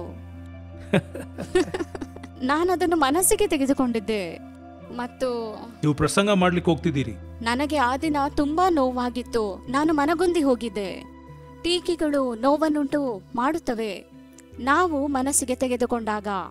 ಸ್ವೀಟಿ ಕೂಡ ತನ್ನ ಸೇವೆಯ ಪ್ರಾರಂಭದ ದಿನಗಳಲ್ಲಿ ಜನರು ಕಾಮೆಂಟ್ಸ್ಗಳನ್ನು ಬರೆಯುತ್ತಿದ್ದರು, ಋಣಾತ್ಮಕವಾಗಿ ಬರೆಯುತ್ತಿದ್ದರು. ಆಕೆ ಎಲ್ಲವನ್ನೂ ಓದುತ್ತಿದ್ದಳು, ನಂತರ ಕೋಣೆಯಲ್ಲಿ ಕುಳಿತು ಅಳುತ್ತಿದ್ದಳು. ಅದು ಬಹಳ ವರ್ಷಗಳ ಹಿಂದೆ, ಆಗ ನೀನು ತುಂಬಾ ಚಿಕ್ಕವಳು. ಹೌದು, ಸೇವೆಯ ಪ್ರಾರಂಭಿಕ ದಿನಗಳಲ್ಲಿ. ಮತ್ತು ನಾನು ಅವಳಿಗೆ ಹೇಳುತ್ತಿದ್ದೆ, ಅದನ್ನೆಲ್ಲ ಓದಬೇಡ, ಎಲ್ಲವನ್ನೂ ದೇವರ ಕೈಗೆ ಒಪ್ಪಿಸಿಕೊಡು ಎಂದು. ಇವತ್ತು ಆಕೆಯು ಬಹಳ ಬಲಶಾಲಿ ಆಗಿದ್ದಾಳೆ ಮತ್ತು ನಿನಗೆ ಕನಿಕರವುಳ್ಳ ಒಂದು ಹೃದಯವಿದೆ. ಯಾಕೆಂದರೆ ಮನಮುರಿಯುವುದರ ನೋವು ನಿನಗೆ ಗೊತ್ತಿರುವುದರಿಂದ ಮತ್ತು ನೀನು ಎದ್ದು ನಿಲ್ಲುವಾಗ ಮನಮುರಿದವರಾದ ಸಾವಿರಾರು ಜನಗಳನ್ನು ನೀನು ನೋಡುವಾಗ ನೀನು ಯಾವಾಗಲೂ ಅಳುತ್ತಾ ಅವರಿಗೋಸ್ಕರ ಪ್ರಾರ್ಥನೆ ಮಾಡುತ್ತಾ ಇದೆಯಾ. ದೇವರು ನಿನಗೆ ಹೃದಯವನ್ನು ಕೊಟ್ಟಿದ್ದಾರೆ, ಅದು ನೀನಲ್ಲ, ದೇವರಾತ್ಮನಾಗಿದ್ದಾನೆ. ಅದು ಅನೇಕರಿಗೆ ಸಂತೈಸುವಿಕೆಯನ್ನು, ಸೌಖ್ಯವನ್ನು ನೀಡುತ್ತಾ ಇದೆ. ಸೊ ನೀನು ವಿಮರ್ಶನೆಯೊಳಗೆ ಅಷ್ಟು ಸಣ್ಣ ಪ್ರಾಯದಲ್ಲೇ ಹಾದು ಹೋಗಿದ್ದು ಒಳ್ಳೆಯದೇ. ಯಾಕೆಂದರೆ ಇವತ್ತು ಅನೇಕರಿಗೋಸ್ಕರ ಅಳುವುದಕ್ಕಾಗಿ ದೇವರನ್ನು ರೂಪಿಸಿದ್ದಾರೆ. ಲಕ್ಷಾಂತರ ಜನರು ನಿನ್ನ ಮೂಲಕ ಆಶೀರ್ವದಿಸಲ್ಪಟ್ಟಿದ್ದಾರೆ, ಅವರೆಲ್ಲರೂ ನಿನ್ನನ್ನು ಪ್ರೀತಿಸಿದ್ದಾರೆ. ವಿಮರ್ಶನೆಯು ಎಷ್ಟು ಅಧಿಕವಾಗಿದೆಯೋ ಅಷ್ಟು ಅಧಿಕವಾಗಿ ಲಕ್ಷಾಂತರ ಜನರನ್ನು ಪ್ರೀತಿಸುತ್ತಾರೆ. ಅನೇಕಾವರ್ತಿ ಜನರು ಇಂಥ ಟೀಕೆಗಳನ್ನು ಎದುರಿಸುವಾಗ ನಾವು ಇದಕ್ಕೆ ಉತ್ತರಿಸಬೇಕು ಎಂದು ಅಂದುಕೊಳ್ಳುತ್ತಾರೆ. ನನ್ನನ್ನು ಸಮರ್ಥಿಸಿಕೊಳ್ಳಬೇಕು, ಅವರನ್ನು ತಪ್ಪು ಎಂದು ಸಾಬೀತುಪಡಿಸಬೇಕು. ಆದರೆ ನಮ್ಮನ್ನು ನಾವು ಇದಕ್ಕೆ ಕೇಂದ್ರೀಕರಿಸಿಕೊಂಡು ಜನರಿಗೆ ಉತ್ತರಿಸುವಾಗ ದೇವರು ನಮಗೆ ಕೊಟ್ಟ ಯೋಜನೆಯ ಬಗ್ಗೆ ಕೇಂದ್ರೀಕೃತರಾಗಲು ಮರೆತು ಬಿಡುತ್ತೇವೆ. ನಾನು ಹೇಳಲಿಚ್ಛಿಸುತ್ತಿರುವುದು ಪಾಸಿಟಿವ್ ಆಗಿರುವುದಕ್ಕಿಂತ ನೀನು ಯಾವಾಗಲೂ ನೆಗೆಟಿವ್ ಕಾರ್ಯಗಳನ್ನು ನೋಡು. ಹೌದು, ಜನರು ಏನು ಹೇಳಬಹುದು ಎಂಬುದಾಗಿಯೇ ಯೋಚಿಸುತ್ತಿರುತ್ತೇವೆ. ಆದರೆ ಹೀಗೆ ಮಾಡುತ್ತಾ ದೇವರು ನಮಗೆ ಕೊಟ್ಟ ಯೋಜನೆಗೆ ನಾವು ತಪ್ಪಿ ನಡೆಯುತ್ತೇವೆ ಮತ್ತು ಯಾವಾಗಲೂ ಯೋಚಿಸುತ್ತೇವೆ, ನಾನು ಜನರನ್ನು ಮೆಚ್ಚಿಸಬೇಕು, ಅವರ ಮುಂದೆ ಸರಿಯಾದದನ್ನು ಮಾಡಬೇಕು. ಆದರೆ ದೇವರ ಮುಂದೆ ಸರಿಯಾದದನ್ನು ಮಾಡಲು ಮರೆತು ಬಿಡುತ್ತೇವೆ. ನಾನು ಪ್ರಾರಂಭದ ದಿನಗಳಲ್ಲಿ ಆ ಕಾಮೆಂಟ್ಸ್ಗಳನ್ನು ಓದುತ್ತಿರುವಾಗ ನಾನು ಯಾವಾಗಲೂ ಯೋಚಿಸುತ್ತಿದ್ದೆ, ನನ್ನ ಉದ್ದೇಶ ಸರಿಯಾಗಿದೆ, ಆದರೆ ಜನರಿಗೆ ಅರ್ಥವಾಗುತ್ತಿಲ್ಲ, ನಾನು ಸಾಬೀತುಪಡಿಸಬೇಕು ಎಂದು. ನಂತರ ನನಗೆ ಅರಿವಾಯಿತು, ನನ್ನನ್ನು ಸಾಬೀತುಪಡಿಸುತ್ತಾ ನಾನು ಸಮಯವನ್ನು ಕಳೆಯುವುದಕ್ಕಿಂತ ನಾನು ದೇವರಿಂದ ಹೆಚ್ಚಾದದನ್ನು ಪಡೆಯುವುದು ಒಳ್ಳೆಯದು. ದೇವರು ಜನರಿಗೆ ಏನನ್ನು ಹೇಳಲು ಬಯಸುತ್ತಾನೋ ಅದನ್ನು ಹೇಳಲು ಹೆಚ್ಚಾದ ವಿಡಿಯೋಗಳನ್ನು ಬ್ಲಾಗ್ಗಳನ್ನು ತಮ್ಮ ಜೀವಿತದಲ್ಲಿ ಅದ್ಭುತಕ್ಕಾಗಿ, ಸದುತ್ತರಕ್ಕಾಗಿ, ತಮ್ಮ ಜೀವಿತದ ಬದಲಾವಣೆಗಾಗಿ ಕಾಯುತ್ತಿರುವ ಜನರೊಂದಿಗೆ ಹಂಚಿಕೊಳ್ಳಲು ಸಾಧ್ಯವಾಯಿತು. ಇದನ್ನು ಮಾಡಲು ಪ್ರಾರಂಭಿಸಿದಾಗ ನಾನು ಜನರಿಂದ ಹೆಚ್ಚಾದ ಪ್ರೀತಿಯನ್ನು ಪಡೆದುಕೊಂಡೆ. ಇದು ನನಗೆ ಬೇಕಾಗಿತ್ತು. ಇದು ನನ್ನ ಜೀವಿತಕ್ಕೆ ಪರಿಣಾಮ ಬೀರಿತು. ಇನ್ನು ಕೆಲವರು ಮೆಸೇಜ್ ಮಾಡಿ ಹೇಳುತ್ತಿದ್ದರು, ನೀವು ಟೀಕಿಸುವವರ ಕಡೆ ನೋಡಬೇಡಿರಿ.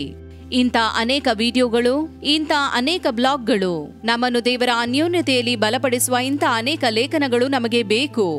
ಮತ್ತೆ ನನಗೆ ಅರ್ಥವಾಗಲು ಪ್ರಾರಂಭವಾಯಿತು, ಈ ಜನರನ್ನು ದೇವರೇ ಕಳುಹಿಸಿದ್ದಾರೆ. ನಾನು ಆತನ ಸೇವೆಯನ್ನು ಹೆಚ್ಚಾಗಿ ಮಾಡುವಂತೆ ಅವರ ಮೂಲಕ ತನ್ನ ಪ್ರೀತಿಯನ್ನು ತೋರಿಸಿ ನನ್ನನ್ನು ಪ್ರೋತ್ಸಾಹಿಸಲು, ಹುರಿದುಂಬಿಸಲು. ಹೀಗೆ ಮತ್ತೆ ನನಗೆ ಅರಿವಾಯಿತು, ರೋಮಾಪುರ 12:12 ಬರೆದಿರುವಂತೆ, ಉಲ್ಲಾಸವಾಗಿರ್ರಿ, ಉಪದ್ರವದಲ್ಲಿ ಸೈರಣೆಯುಳ್ಳವರಾಗಿರ್ರಿ, ಬೇಸರಗೊಳ್ಳದೆ ಪ್ರಾರ್ಥನೆ ಮಾಡಿರಿ ಎಂಬುದಾಗಿ. ಆದ್ದರಿಂದ ಈ ಎಲ್ಲಾ ಕಾಮೆಂಟ್ಗಳನ್ನು ಮತ್ತು ಜನರನ್ನು ದೇವರಿಗೆ ಒಪ್ಪಿಸಿಕೊಡಲು, ಆತನ ಸನ್ನಿಧಾನಕ್ಕೆ ಅವರನ್ನು ತಂದು, ದೇವರೇ, ನೀನು ನಾನೇನು ಮಾಡಬೇಕೆಂದು ಬಯಸುತ್ತಿ? ನನ್ನನ್ನು ನಾನು ಎಲ್ಲಿ ಬದಲಾಯಿಸಿಕೊಳ್ಳಲಿ? ನಾನು ಎಲ್ಲಿ ಬೆಳೆಯಬೇಕಾಗಿದೆ? ಇನ್ನೂ ಹೆಚ್ಚಾಗಿ ಜನರಿಗೆ ನಾನು ಏನನ್ನು ಕೊಡಬೇಕಾಗಿದೆ? ನಾನು ಇದನ್ನು ಅಭ್ಯಾಸ ಮಾಡಿದಾಗ ಜನರು ನನಗೆ ಏನು ಹೇಳುತ್ತಾರೆ? ಯಾವ ಬದಲಾವಣೆ ಬಯಸುತ್ತಾರೆ? ಜನರು ನನ್ನಿಂದ ಏನನ್ನು ಬಯಸುತ್ತಿದ್ದಾರೆ ಎಂಬುದಾಗಿ ಯೋಚಿಸುವುದನ್ನು ನಾನು ಬಿಟ್ಟು ದೇವರು ನನ್ನಿಂದ ಏನನ್ನು ಮಾಡಲು ಬಯಸುತ್ತಾನೆ ಎಂದು ಯೋಚಿಸಲು ಪ್ರಾರಂಭಿಸಿದೆ. ಅದರ ನಂತರ ನಾನು ನೋಡಿದೆ, ನನ್ನ ಸೇವೆಯು ಎಷ್ಟು ದೊಡ್ಡದಾಗಿ ಬೆಳೆಯಿತು ಎಂದು. ಸೇವೆ ವಿಸ್ತಾರವಾಯಿತು ಮತ್ತು ಅನೇಕ ಜನರಲ್ಲಿ ಉತ್ತಮ ಪ್ರಭಾವ ಬೀರಿತು. ಹೀಗೆ ಎಲ್ಲಾ ಟೀಕೆಗಳನ್ನು, ಎಲ್ಲಾ ಕಾಮೆಂಟ್ಸ್ಗಳನ್ನು ನೋಡುತ್ತಾ ನಾನು ಕಲಿತ ಪಾಠ ಇದೇ ಆಗಿದೆ. ನಾನು ಈಗ ಅದನ್ನು ಗಮನಿಸುವುದೇ ಇಲ್ಲ. ಈಗ ದೇವರು ಏನು ಮಾಡಲು ಬಯಸುತ್ತಾನೆ ಅದನ್ನೇ ನೋಡುತ್ತೇನೆ. ಇದು ನನಗೆ ಹೆಚ್ಚಾದ ಸಮಾಧಾನವನ್ನು, ಹೆಚ್ಚಾದ ತಾಳ್ಮೆಯನ್ನು ದಯಪಾಲಿಸಿಕೊಟ್ಟಿದೆ. ಮತ್ತು ಅಂಥ ಜನರು ಎಲ್ಲಿಂದ ಬರುತ್ತಾರೆ, ಅವರಿಗೆ ಆ ಯೋಚನೆಗಳು ಯಾಕೆ ಬರುತ್ತದೆ ಎಂಬುದಾಗಿ ತಿಳಿದುಕೊಂಡಿದ್ದೇನೆ. ಟೀಕೆಗಳಿಂದ ಹಾದು ಹೋಗುತ್ತಿರುವ ಜನರನ್ನು ಧೈರ್ಯಪಡಿಸಲು ಸಾಧ್ಯವಾಯಿತು. ಅನೇಕ ಹೆಂಗಸರು ಟೀಕಿಸಲ್ಪಡುತ್ತಾರೆ ಅವರಿಗೆ ಗರ್ಭಧಾರಣೆ ಆಗದೆ ಬಹಳ ವರ್ಷಗಳು ಕಳೆದಾಗ. ಇನ್ನು ಅನೇಕರು ಕೆಲಸವನ್ನು ಕಳೆದುಕೊಳ್ಳುತ್ತಾರೆ, ಬೇರೆ ಕೆಲಸ ಸಿಗಲು ಸಾಧ್ಯವಾಗುವುದಿಲ್ಲ. ಅನೇಕರಿಗೆ ಮದುವೆಯಾಗಲು ಸಾಧ್ಯವಾಗುವುದಿಲ್ಲ, ಮದುವೆ ತಡವಾದದರಿಂದ. ಇದರಿಂದ ಅವರು ಪರಿಶೀಲಿಸಲ್ಪಡುತ್ತಾರೆ. ಜನರು ಕೇಳುವಂತಹ ಅನೇಕ ಪ್ರಶ್ನೆಗಳು, ಟೀಕೆಗಳು ಅವರನ್ನು ನಾಚಿಕೆಗೆ ಈಡು ಮಾಡುತ್ತದೆ. ಆದರೆ ದೇವರ ವಾಕ್ಯ ಹೇಳುತ್ತದೆ, ನೀನು ನಾಚಿಕೆಗೆ ಒಳಗಾದ ಸ್ಥಳದಲ್ಲೇ ನಿನಗೆ ಖ್ಯಾತಿ ಕೊಡುವೆನು. ಹೀಗೆ ಎಲ್ಲಾ ಟೀಕೆಗಳ ಮಧ್ಯೆಯೂ ದೇವರು ನಮ್ಮನ್ನು ಮೇಲಕ್ಕೆತ್ತುವನು. ಕೆಲವೊಮ್ಮೆ ಜನರು ಹೇಳ್ತಾರೆ, ನಿಮ್ಮನ್ನು ಕರೆಕ್ಟ್ ಮಾಡುವುದಕ್ಕೋಸ್ಕರ ನಾವು ವಿಮರ್ಶನೆ ಮಾಡ್ತೇವೆ ಅಂತ. ಜನರ ಜೀವನವನ್ನು ಹಾಳು ಮಾಡುವುದೇ ವಿನಃ ಇನ್ನೇನು ಮಾಡದೇ ಇರತಕ್ಕಂತಹ ಈ ಜನರನ್ನು ನಾವು ಗಮನಿಸಬೇಕಾಗಿಯೇ ಇಲ್ಲ. ಇದೆಲ್ಲರಿಗೂ ಆಗುವಂಥದ್ದೇ. ಒಂದು ದೇಶದ ರಾಷ್ಟ್ರಪತಿಗೂ ಕೂಡ ಇದಾಗ್ತದೆ. ಜನರು ಹೇಳುವುದೇನು ಅಂತೇಳಿ ಚಿಂತೆಯಲ್ಲಿ ತೊಡಗುವುದಕ್ಕಿಂತ ನಾವು ದೇವರು ಏನು ಹೇಳ್ತಿದ್ದಾರೆ ಅಂತ ಯಾವಾಗಲೂ ಗಮನಿಸೋಣ. ಪೌಲನು 1 ಥೆಸಲೋನಿಕರು 4:11 ಹೇಳುವ ಪ್ರಕಾರ, ಅಚ್ಚುಮೆಚ್ಚಿನ ವಾಕ್ಯ ಅದು, ನೀವು ನಿಮ್ಮ ಕೆಲಸವನ್ನೇ ನೋಡ್ರಿ, ಶಾಂತವಾದ ಜೀವನ ನಡೆಸಿರಿ, ನಿಮ್ಮ ಸ್ವಂತ ಕೈಗಳಿಂದ ದುಡೀರಿ, ಸುಮ್ಮನೆ ಮಾತು ಬೇಡ, ನಿಮ್ಮ ಕೈಗಳಿಂದ ದುಡೀರಿ, ನಿಮ್ಮ ಕೆಲಸ ನೋಡ್ರಿ ಎಂದು ಪೌಲನು ಇಲ್ಲಿ ಹೇಳ್ತಿದ್ದಾರೆ. ಕಂಜುಗಾರನಾದ ಅಲೆಕ್ಸಾಂದ್ರನು ನನಗೆ ಬಹಳ ಕೇಡು ಮಾಡಿದನು. ಅವನು ಮತ್ತೆ ದೂಷಣವನ್ನು ಹೇಳದೇ ಇರಲಿ ಅಂತ ಅವನನ್ನು ನಾನು ಸೈತಾನ್ನ ಕೈಯಲ್ಲಿ ಒಪ್ಪಿಸಿದ್ದೇನೆ, ಸೈತಾನ್ನ ಕೈಗಳಲ್ಲಿ ಒಪ್ಪಿಸಿಕೊಟ್ಟಿದ್ದೇನೆ ಅಂತ. ಈ ರೀತಿಯಾದ ಶಕ್ತಿಯನ್ನು ದೇವರು ತನ್ನ ಸೇವಕರಿಗೆ ಕೊಟ್ಟಿದ್ದಾರೆ. ಅವನಿಗೆ ಅಥವಾ ಅವಳಿಗೆ ದೂಷಣೆ ಮಾಡುವ ಅಂತಹ ವ್ಯಕ್ತಿಯನ್ನು ಹೊಟ್ಟೆ ಕಿಚ್ಚಿನಿಂದ ಮತ್ತು ಸೈತಾನ್ನ ಆತ್ಮನಿಂದ ತುಂಬಿರುವ ವಿಮರ್ಶೆಗಳನ್ನು ಸೈತಾನ ಹಸ್ತಗಳಿಗೆ ಒಪ್ಪಿಸಿಕೊಡಬಹುದು. ಯುದಾಸನಿಗೆ ಆಗಿರುವುದು ಅದೇನೆ. ಯುದಾಸನು ಕೊನೆಯಲ್ಲಿ ಆತ್ಮಹತ್ಯೆ ಮಾಡಿಕೊಂಡನು. ಸೈತಾನ ಹಸ್ತಗಳಿಗೆ ಆತನನ್ನು ಒಪ್ಪಿಸಿಕೊಟ್ಟಿದ್ದಾನೆ. ಆದರೆ ಯೇಸುವು, ತಂದೆ ಇವರನ್ನು ಕ್ಷಮಿಸು ಎಂದು ಪ್ರಾರ್ಥಿಸಿದನು. ತಂದೆ, ಇವನು ಇವಾಗಲೂ ನನ್ನ ಶಿಷ್ಯನೇ, ನನ್ನ ಸ್ನೇಹಿತನೇ ಅಂದನು. ನಾವು ಇವತ್ತು ಮಾಡಬೇಕಾಗಿರುವುದು ಇದೇ ಕಾರ್ಯ. ನಾವು ಎಷ್ಟು ಆಶೀರ್ವದಿಸುತ್ತೇವೋ ಅಷ್ಟು ದೇವರು ನಮ್ಮನ್ನು ಹೆಚ್ಚಿಸುತ್ತಾರೆ ಮತ್ತು ನಮ್ಮ ಕಣ್ಣುಗಳು ಯಾವಾಗಲೂ ಆತನ ಮೇಲೆ ಇರುತ್ತದೆ. ಯೇಸು ಹೆಚ್ಚಾಗಬೇಕು, ನಾವು ಕೂಡ ಆತನಲ್ಲಿ ಹೆಚ್ಚಾಗಬೇಕು. ಯೇಸುವಿನ ಆಶೀರ್ವಾದಗಳು ನಮ್ಮ ಕುಟುಂಬವನ್ನು ಹಾಗೆಯೇ ದೇವರು ಆಶೀರ್ವದಿಸುತ್ತಾರೆ. ಇವತ್ತು ದೇವರ ಕೃಪೆಯಿಂದ ನಮ್ಮ ಕುಟುಂಬದಲ್ಲಿ ಸಂತೋಷವಿದೆ. ನಾವು ಒಬ್ಬರಿಗೊಬ್ಬರನ್ನು ಪ್ರೀತಿಸುತ್ತೇವೆ. ಹಾಗೂ ಹೌದು, ಪವಿತ್ರಾತ್ಮನ ನಡೆಸಿಕೆಯ ಪ್ರಕಾರವಾಗಿ ಆತನೇ ಮುಖ್ಯನಾದ ಪರಿಹಾರಿಯು. ಅವರು ವಿಮರ್ಶಕನಲ್ಲ ಹೊರತು ಪರಿಹಾರಿಯಾಗಿದ್ದಾರೆ. ಅವರು ದೇವರ ವಾಕ್ಯದಲ್ಲಿ ನಮ್ಮನ್ನು ಮುನ್ನಡೆಸುತ್ತಾರೆ, ಪ್ರವಾದನೆಯಲ್ಲಿ ಮುನ್ನಡೆಸುತ್ತಾರೆ. ನಾವು ನೋಡಬೇಕಾಗಿರುವುದು ಅದಾಗಿದೆ, ವಿಮರ್ಶಕರು ಹೇಳುವುದನ್ನಲ್ಲ, ಪವಿತ್ರಾತ್ಮನೇ ಏನು ಹೇಳ್ತಿದ್ದಾರೆ ಅಂತ. ಹಾಗಾಗಿ ಅನುದಿನ ನಾವು ಬೈಬಲ್ ಓದುತ್ತೇವೆ, ಆತನಲ್ಲಿ ದೇವರೇ ನನ್ನನ್ನು ಸರಿಪಡಿಸು, ನನ್ನ ಹೃದಯವು ಬಲಾತನೋ ನೀನೇ ಅನ್ನುತ್ತೇವೆ. ಅವರು ನಮ್ಮನ್ನು ವಿಮರ್ಶಿಸುವುದಿಲ್ಲ, ಹೊರತು ನಮ್ಮ ಬಲಹೀನತೆಗಳನ್ನು ಎದುರಿಸುವುದಕ್ಕಾಗಿ ಕೃಪೆಯನ್ನು ನೀಡುತ್ತಾರೆ. ಸೊ ನೀವೆಲ್ಲರೂ ಆತ್ಮನಲ್ಲಿ ನಡೆಯಬೇಕೆಂದು ನಾವೆಲ್ಲರೂ ಇವತ್ತು ಪ್ರಾರ್ಥನೆ ಮಾಡುತ್ತೇವೆ. ನೀವು ದೇವರ ಚಿತ್ತವನ್ನು ನೆರವೇರಿಸುವಿರಿ ಹಾಗೂ ಪ್ರೀತಿಯಲ್ಲಿ ನೆಲೆಯಿರಿ. ಲಕ್ಷಾಂತರ ಜನರು ನಿಮ್ಮನ್ನು ಪ್ರೀತಿಸುತ್ತಾರೆ, ಕಾರಣ ಯೇಸು ನಿಮ್ಮನ್ನು ಪ್ರೀತಿಸಿದ್ದಾರೆ. ದೇವರು ನಮಗೆ ಇಲ್ಲಿ ಕೊಟ್ಟಿರುವ ಪ್ರಕಾರವೇ ನಿಮಗೂ ಸಹ ಒಳ್ಳೆಯ ಕುಟುಂಬ ಜೀವನ ಉಂಟಾಗಲಿ. ಸೊ ನಾವೆಲ್ಲರೂ ಸೇರಿ ಪ್ರಾರ್ಥಿಸುವ. ದೇವರು ನಿಮ್ಮ ಕುಟುಂಬವನ್ನು ಆಶೀರ್ವದಿಸುತ್ತಾರೆ. ಕೇಟಿ, ನಾವು ಪ್ರಾರ್ಥನೆ ಮಾಡೋಣ. ನನ್ನ ಕೈ ಹಿಡಿತೀರಾ? Thank you. ಬ್ಯೂಟಿಫುಲ್ ತಂದೆ, ವಿಮರ್ಶನೆಗಳಲ್ಲಿ ಹಾದು ಹೋಗುವ ಎಲ್ಲರಿಗೋಸ್ಕರ ನಾವು ಪ್ರಾರ್ಥಿಸುತ್ತೇವೆ. ಅವರ ಕುಟುಂಬದಲ್ಲಿ, ಆಫೀಸಿನಲ್ಲಿ, ಸಮಾಜದಲ್ಲಿ ಕರ್ತನೇ, ಇವತ್ತು ನಾವು ಪ್ರಾರ್ಥಿಸುತ್ತೇವೆ. ಅವರನ್ನು ಗಾಯಗೊಳಿಸುವ ಎಲ್ಲವೂ ಅವರಿಂದ ಹೊರಬರಲಿ ಮತ್ತು ಸೌಖ್ಯ ಉಂಟಾಗಲಿ. ಅವರನ್ನ ಮುಖವನ್ನು ನೋಡಿಕೊಳ್ಳಲು ಕೃಪೆಯನ್ನು ಅನುಗ್ರಹಿಸು. ಅವರು ಒಳ್ಳೆಯದನ್ನೇ ಮಾಡಲಿ, ನಿನ್ನ ಚಿತ್ತವನ್ನು ನೆರವೇರಿಸಲಿ ಮತ್ತು ಲಕ್ಷಾಂತರ ಜನರ ಪ್ರೀತಿಯನ್ನು ಅವರಿಗುಂಟಾಗಲಿ. ಯಾಕೆಂದರೆ ಅವರಲ್ಲಿ ಯೇಸುವಿನ ಪ್ರೀತಿಯು ನೆಲೆಗೊಳ್ಳುವುದರಿಂದ ಅವರನ್ನು ಅಭಿವೃದ್ಧಿಪಡಿಸಿ ಹೆಚ್ಚಿಸು. ಎಷ್ಟು ವಿಮರ್ಶಿಸಲ್ಪಡುತ್ತಾರೋ ಅಷ್ಟು ಅವ್ರನ್ನ ಆಶೀರ್ವದಿಸು. ನಿಮಗೆ ಎಲ್ಲ ಮಹಿಮೆಯನ್ನು ಸಲ್ಲಿಸುತ್ತೇವೆ. ನಮಗಾಗಿ ಪ್ರಾರ್ಥನೆ ಮಾಡುವ ಎಲ್ಲರಿಗಾಗಿ ನಿಮಗೆ ಸ್ತೋತ್ರ. ನಾವು ಹಾದು ಹೋಗುವ ಎಲ್ಲರ ಮಧ್ಯದಲ್ಲಿ ನಮ್ಮನ್ನು ಪ್ರೀತಿಸುವ ಎಲ್ಲರನ್ನು ನೀನು ಆಶೀರ್ವದಿಸು. ಎಲ್ಲ ಮಹಿಮೆಯು ನಿಮಗೊಬ್ಬರಿಗೆ ಸಲ್ಲಿಸುತ್ತೇವೆ. ಯೇಸುವಿನ ನಾಮದಲ್ಲಿ ಪ್ರಾರ್ಥಿಸುತ್ತೇವೆ, ಆಮೇನ್. ಸೊ ನಾವು ಇವತ್ತು ವಿಮರ್ಶನೆಯ ಬಗ್ಗೆ ಚಿಂತೆ ಮಾಡಿದ್ದೇವೆ. ಅದು ಯಾವ ಕಾರಣಕ್ಕೂ ನಮ್ಮ ಮಾರ್ಗ ತಪ್ಪಿಸಲು ಅನುಮತಿಸಬೇಡ. ನಾವು ಕ್ರಿಸ್ತನ ಮೇಲೆ ದೃಷ್ಟಿ ಇಡೋಣ. ನಮ್ಮನ್ನು ಆವರಿಸಿಕೊಳ್ಳುವ ತನ್ನ ಪ್ರೀತಿಯ ಮೇಲೆ ಆಶ್ರಯಿಸೋಣ. ಆತನಿಗೆ ನಮ್ಮ ಬಗ್ಗೆ ಇರುವ ಉದ್ದೇಶದ ಮೇಲೆ ಗಮನ ಬಿಡೋಣ. ಹಾಗೆ ನಮ್ಮನ್ನು ವಿಮರ್ಶಿಸುವವರು ಹಾಗೆ ಮಾಡಿಕೊಳ್ಳುವವರಿಗಾಗಿ ಪ್ರಾರ್ಥಿಸೋಣ, ಅವರನ್ನು ಪ್ರೀತಿಸೋಣ. ಯಾಕೆಂದರೆ ನಮ್ಮ ಹೃದಯಗಳು ಯೇಸುವಿನಿಂದ ತುಂಬಲ್ಪಟ್ಟಿದೆ, ಅವರು ತರುವ ಗಾಯಗಳಿಂದ ಅಲ್ಲ. ಆದ್ದರಿಂದ ನಾವು ಪ್ರೀತಿಸೋಣ, ಯೇಸುವಿಗಾಗಿ ನಮ್ಮ ಬೆಸ್ಟ್ ಆಗಿರುವುದನ್ನು ಮಾಡೋಣ. ಅವರು ನಿಮ್ಮನ್ನು ನಡೆಸುತ್ತಾರೆ. ಇದು ನಿಮಗೆ ಸಹಾಯಕರವಾಗಿದೆ ಎಂದು ಭಾವಿಸುತ್ತೇನೆ. ಬರುವ ತಿಂಗಳುಗಳಲ್ಲಿ ನಾವು ಬೇರೆ ಏನಾದರೂ ವಿಷಯಗಳ ಬಗ್ಗೆ ಮಾತನಾಡಬೇಕು ಅಂತಿದ್ದರೆ ಕಮೆಂಟ್ ಸೆಕ್ಷನಲ್ಲಿ ಅದನ್ನು ಬರೆದಿಡ್ರಿ. ದಯವಿಟ್ಟು ಜೀಸಸ್ ಕಾಲ್ಸ್ ಯೂಟ್ಯೂಬ್ ಚಾನಲನ್ನು ಸಬ್ಸ್ಕ್ರೈಬ್ ಮಾಡಿ, ಹಾಗೆ ಸೋಷಿಯಲ್ ಮೀಡಿಯಾದಲ್ಲಿ ನಮ್ಮನ್ನು ಫಾಲೋ ಮಾಡಿರಿ. ಹಾಗೆಯೇ ಮುಂದಿನ ತಿಂಗಳಿನಲ್ಲಿ ನಾವು ಇನ್ನೊಂದು ವಿಷಯದೊಂದಿಗೆ ನಿಮ್ಮನ್ನು ಸಂಧಿಸುವ ತನಕ ನಿಮ್ಮೆಲ್ಲರಿಗೂ ದಿನಕರನ್ ಕುಟುಂಬದವರ ವಂದನೆಗಳು. ಬಾಯ್.